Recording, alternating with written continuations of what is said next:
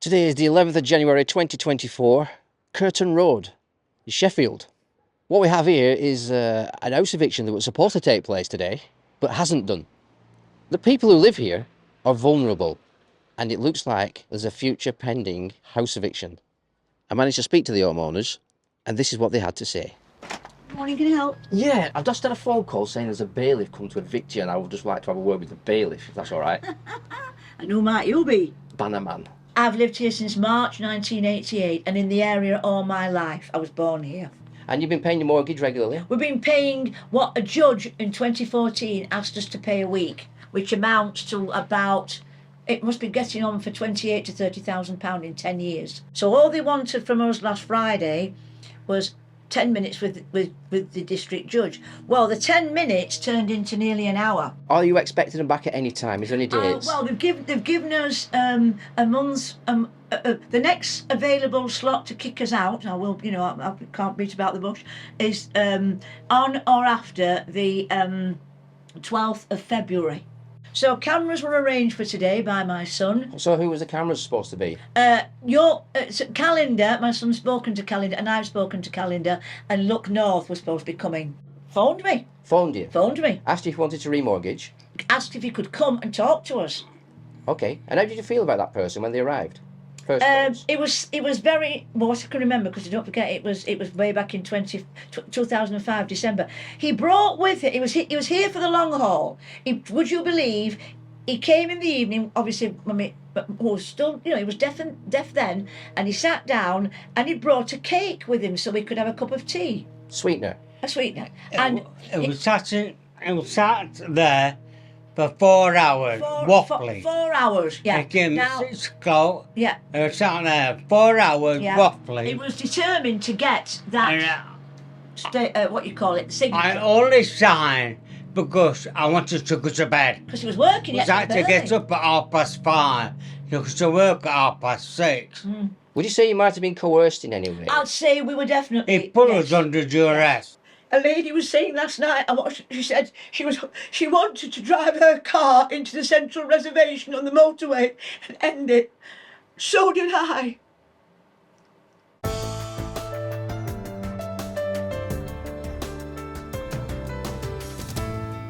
Have a seat, Philip. I'm all right. Go on, you have a seat. Yeah, so do you want to just tell me what's happening here? Basically, we were due to be evicted from this home that we have lived in for 3.5 decades because of a long-running situation, a subprime mortgage that was sold to me back in 2006 when this was all allowed to happen. It isn't allowed to happen now. It's an interest-only mortgage, and over the years we've actually had problems with the payments, and so the company who have now bought the debt, it is not a bank, it is a debt company, they now are asking us for the whole amount, which probably will top £90,000 at the end of the day. And as you can see, we are pensioners and we're retired people. We're not in the best of health. And we went to court with one judge last June overturned the ruling that she was going to evict us, and she heard my story and she heard a certain name that was to do with this, and when it started, and she stopped the eviction. A forgotten legacy of another scandal surrounding endowment mortgages. For example, a BBC article in January 2013 reported that a lady took the plunge and bought the first and only house she has ever owned. And only then, more than 2 decades on, she admits that paying off the resulting debt has been a constant worry. That is because she was sold an endowment mortgage, a monthly savings plan, usually invested in shares and property, which was designed to pay off the home loan at the end of the term. She was also told that the policy might bring her a nice lump sum when the endowment matured after 25 years. In her case, the surplus was expected to be at least £10,000 in August 2013. This lady was 55 years old, and she said this: "I hadn't any fancy ideas about going on a spending spree. I just thought I would be comfortable with the mortgage paid off." This lady back then was also among hundreds of thousands of people who received final confirmation of expected shortfalls in the expected payouts regarding their endowments. This lady also went on to say, "There will be people in a lot worse situation than I am, and that she was just glad she kept chipping away at paying it." So in reality, was there any real optimistic expectations from these endowment policies back then? The rise and fall of endowment mortgages has been a feature of one of the most notorious mis-selling scandals identified decades ago. And just like the post office scandal, we are now starting to see the victims of this. But what concerns a lot of people right now is, will it be another 20 years before it gets thoroughly investigated? The endowment industry originally grew as a result of tax breaks and peaked by the end of the 1980s before it became the fashionable home loan for those getting on the property ladder. The estimated peak was more than 1 million policies sold in a single year. The extent of the subsequent decline is clear from the fact that only 27 sales of this product were completed in 2011-2012, and that's according to the city watchdog, the Financial Services Authority, the FSA. At the end of the 1980s, there was a boom in both the housing market and stock market, prompting those selling these products to make very high predictions of investment growth in endowment savings plans. By the middle of the 1990s, it became obvious that these expectations were overblown. Decades ago, Philip Bray of Independent Financial Advisors Investment Sense said, "The original growth estimates on these policies were simply way too optimistic, while the funds just didn't perform as expected." So back then they knew. And then he went on to say, in the coming years, we'll see just how bad the endowment mortgages mis-selling scandal is. And here is what I believe, another victim. We can't afford a lawyer. There was no on-duty solicitor in Sheffield court last Friday, but there will be next week, but we weren't allowed to go back. My husband is profoundly deaf and he wasn't even allowed a hearing loop in the court, which is also a discriminatory thing. But the person to whom was representing themselves, my son said to him, "Excuse me, mate, are you a trained solicitor?" And he said, "No." "Are you a paralegal, a trainee?" "No." "Well, what on earth are you doing here?" And he took exception to what my son was saying, and I could tell the person was on edge. It comes from a long way away, and he didn't want to come back. So all they wanted from us last Friday was 10 minutes with the district judge. Well, the 10 minutes turned into nearly an hour, because I have never seen a judge. He tried everything, the poor judge, to try and keep us here. He even said to us, "Would you like to pay £475 a month?" We're still paying £40 a week, which was a ruling. We paid nearly £30,000 in 10 years to stay here. It's been a case of their side didn't want to come back. He was on edge. You could see him like looking at his watch, and everything the judge said, he was. But the judge kept looking down and then looking up, and I could see the poor man did not want, looking at us, did not want to say the words. But I have the lady from the key worker lady, because obviously I have now basically nowhere to go. Absolutely. Nothing at all on the. There was something on the table. I don't know this, but honestly, there's me and my husband have got nowhere to go. So cameras were arranged for today by my son. So who was the cameras supposed to be? Calendar. My son's spoken to Calendar, and I've spoken to Calendar, and Look North was supposed to be coming. Did they tell you that themselves? My son's been dealing with it because he's got email and I haven't got email or anything. So why do you think they haven't turned up today, the mainstream media? My son must have told them. We got a letter, which I've just given to the lady, yesterday at the 11th hour, telling us that they realise that we've got nowhere to go, and offering the people that help us, which is any housing association or any estate agents, £500 to rehouse us. The operations team leader. They don't even put a name on, do they? No, thank you, and I've questioned them, and apparently they don't need to. Obviously, irresponsible lending seems to be on the top of this. Yeah. Obviously, it needs investigating further. Yes, I think it does. With the post office scandal coming out, they first denied any wrongdoings, didn't they? Yes. And it's all come out with Mr. Bates. Yes. Yeah. I've watched it all. Yeah. Bit to bit. Very interesting. It shows that even the post office can get it wrong. Yeah. What we have here appears to be a scandal yet to be fully exposed. And it ruins innocent people.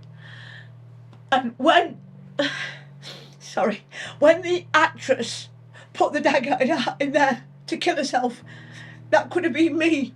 A lady was saying last night, and what she said, she wanted to drive her car into the central reservation on the motorway and end it. So did I. Even the local MP, which my son was, he got her involved. She tried to get these CHL people to talk to her. They gave her a password, and she couldn't get through to them. And now she doesn't want to know. So I haven't had, I'd like to reach out and see if anybody else. Because when Paul looked at the court listings, it was CHL versus X, Y, and Z the same day. So where were X, Y, and Z? We didn't see them. But the judge was running late, so I believe that he was pouring over. I think G-Money were targeting people in forces Yeah, of a certain age. with a 15-year mortgage and wages of the older, and then taking. That's what they were doing. They're waiting. A lot of things that were, my son's found out and Googled and that. It does appear that we were targeted. I'm not saying with it, but I'd like to know if anybody else has been evicted and frightened to say it. All right, my son's right. We thought, oh dear, stupid old age pensioners with one brain cell. They signed it. Tough. Can I just say, I think this appears to be another scandal, obviously on the yeah. moneylenders' part, and possibly many other corporations who do the same thing to other people.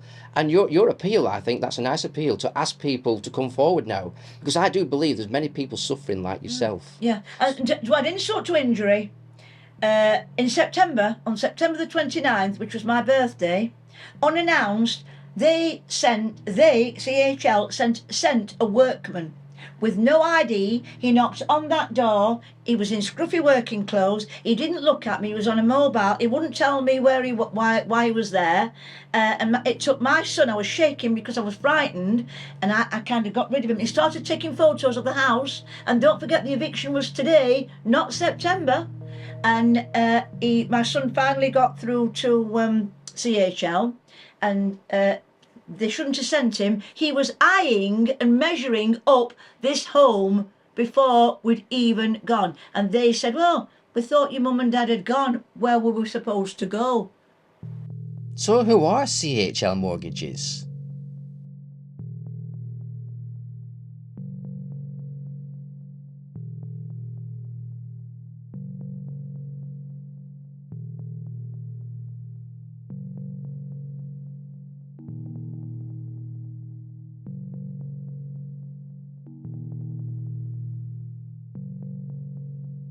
Here we have Ross Terrell, Commercial Director, Andy Valvona, National Accounts Manager, Andrea Gizzi, Paul Flood,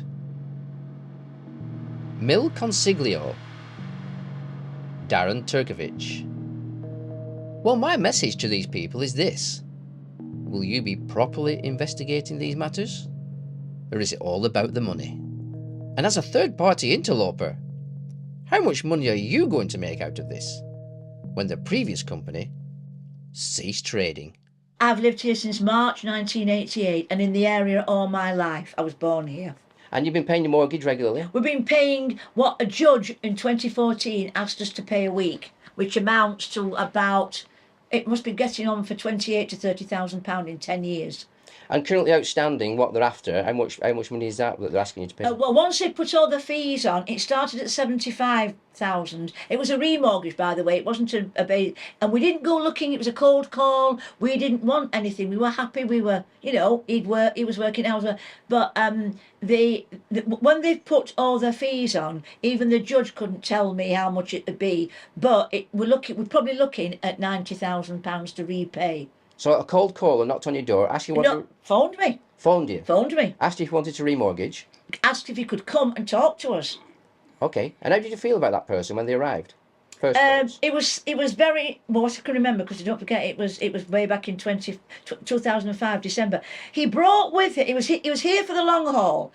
Would you believe, he came in the evening, obviously when but who was still, he was deaf then, and he sat down and he brought a cake with him so we could have a cup of tea, Sweetener. a sweetener. And It was sat there for 4 hours, waffling. 4 hours, yeah. It came Now, 6 o'clock. yeah, It was sat there 4 hours, yeah. waffling. He was determined to get that, what you call it, I signature. only signed because I wanted to go to bed. Because he was working. I had to get up at 5:30 because to work at 6:30. Would you say you might have been coerced in any way? I'd say we were definitely. He put us under duress. Yeah, he did. We didn't understand financial matters, and I know people will say, well, you should have thrown him out. And yes, we did get something, you do get some money out of the remortgaging situation, but being me, my son had bought a home with his first partner, my grandchildren's mother, at that point. So what did I do with that money that we got? I gave it to my son for his home, for his doors and his windows, so I saw nothing. But once we could pay it at first, it was doable. That's why we signed and got rid of him. But as time went on, my husband lost one good job and another good job, and so eventually things started to slide. This gentleman, he never even explained to us that it was a 15-year 12 year mortgage. 15 years, sorry. We'd have to pay it. Yeah.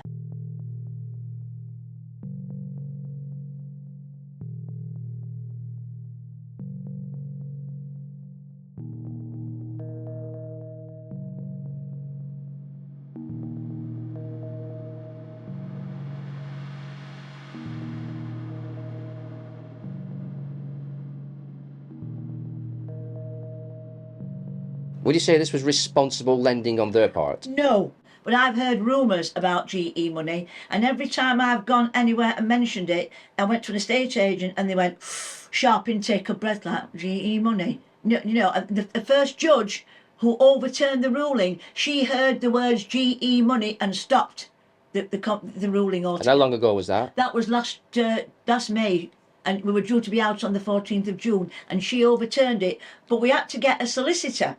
We were told that was her ruling. Go and get a solicitor and come back. Now, unfortunately, somebody, and I can't name names, agreed to come to a solicitor's with us, a prominent member of the community with an actual honour attached to her name. She came here and she booked an appointment at Howell Solicitors, and she even told us the taxi was coming and she was coming and everything was fine. She'd phoned the solicitors. She never turned up.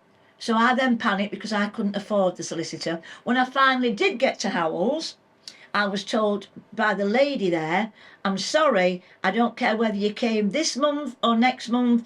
You've been to the Ombudsman, haven't you? Yeah, I have. I actually went to the Ombudsman about 2008-9, and they just said that you've had it. And you can only apparently go once to the Ombudsman.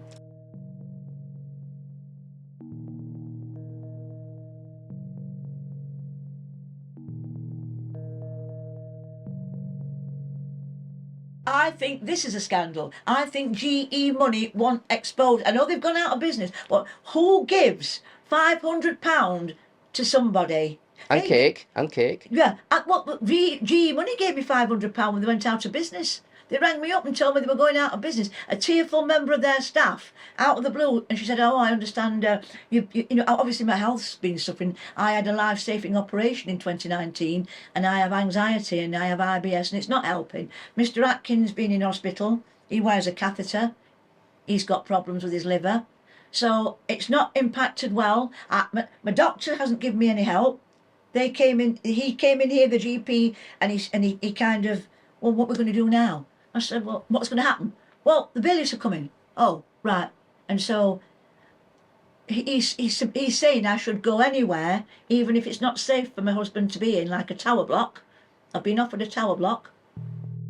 In the late 1990s, regulators told insurance companies to write traffic light warning letters to policyholders to explain the level of shortfall that might occur.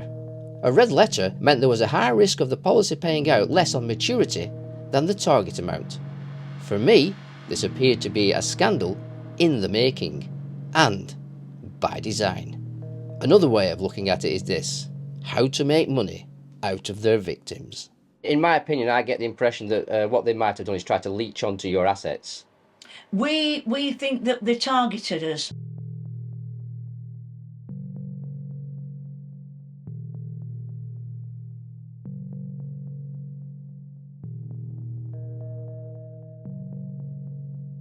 It's really sad to hear. You did bring a tear to my eyes when you were telling me just there, and I really didn't know what to do with myself. And No, I'm not out of the woods, Mr. No, Atkin, myself. by I'm not far. out of the woods. Can I just say, is there anything you want people to know finally watching this?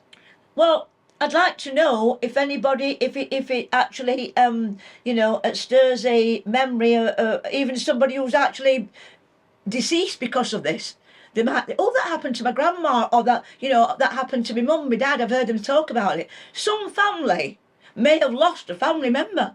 If I'd have had a weak heart, I could have been laid in the Northern General the other day. At any point, we could have actually, both of us could have died before all this money. And who pays all the money? Now, this home will only get a certain amount of money when they actually, what they'll do, they'll come in, they'll blitz it, and then they'll turn it round to resell it. My son's of the opinion they've already got a client for it. I think that's what they were doing. Which the people that evict them, that sell our son and make a profit. Yeah, but they can't because there's no equity in this place. A judge asked me there isn't, and they're not going to make we're supposed to then make another ruling for the shortfall, and there's no way on a pension, and we can't do that. So they're on a loser, but they're not bothered. If I give you my details and they're coming to evict you, do you mind letting me know when they're coming? Right, are you local or? I'm local, yeah, Sheffield. Right. I can be here within 20 minutes, but if you know a couple of days beforehand... Well, we'll get the paperwork. Yeah. They will, If you let me know, I'm sure there's many, many people who want to come and support you and make sure this doesn't happen. I don't like kerfuffles. I've never been a person who's, I've always been supporting other people, but there is definitely, it'll be the biggest thing to hit this road. It's a quiet roadish. So, Okay. But if anybody, but this acorn, I've not bothered the young man. I've left it. So what's the name of the company who you currently allegedly owe money to now? CHL.